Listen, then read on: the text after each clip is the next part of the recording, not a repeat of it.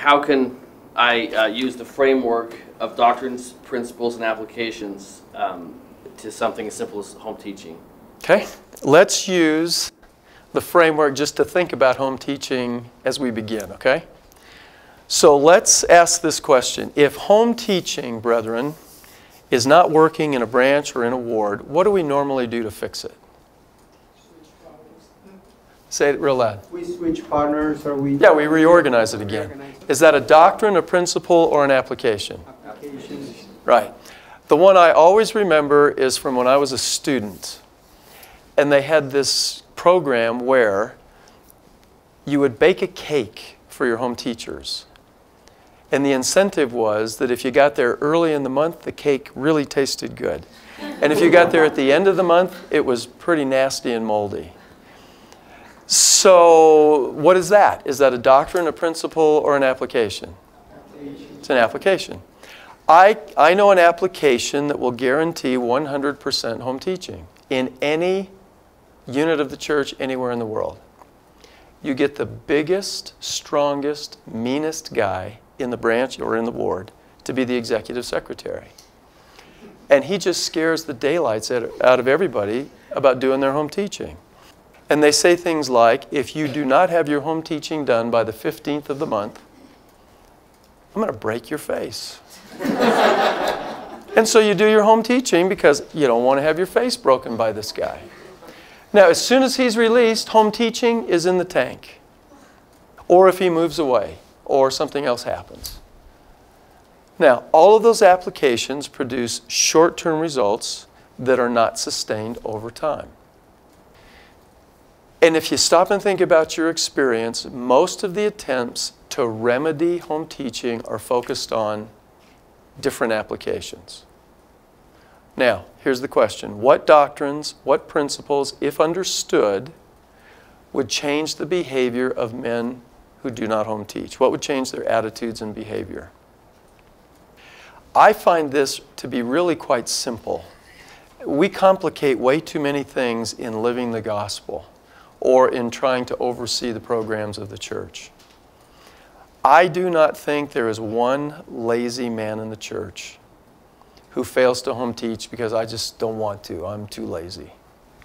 I don't think they understand the doctrine. Now, we have lots of men who know it, but knowing it is not the same as understanding it in the heart.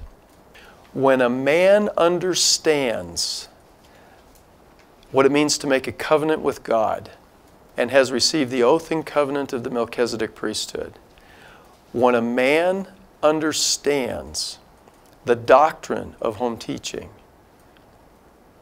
he'll never miss. You don't have to bother him. You don't have to remind him. You don't have to push him.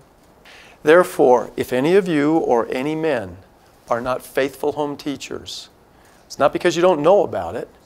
It's because you probably don't understand it in terms of the witness that comes by the power of the Holy Ghost. Okay? Now, simple question. Don't answer out loud. I just want you to think.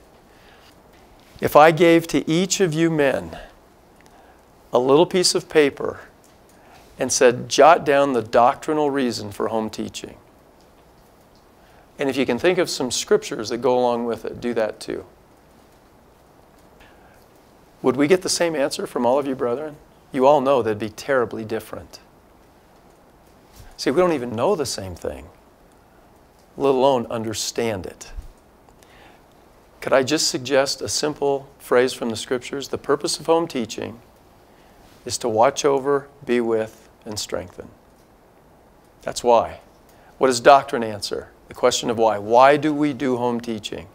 To watch over, be with, and strengthen.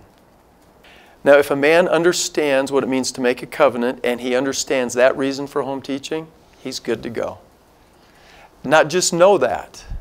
It's not enough to give a talk in an elders' quorum about watch over, be with, and strengthen. It's not enough to have a lesson. Each man has to learn that for himself. And when you do, and you have the witness of the Holy Ghost about that purpose for home teaching, nobody ever has to prod you to do it.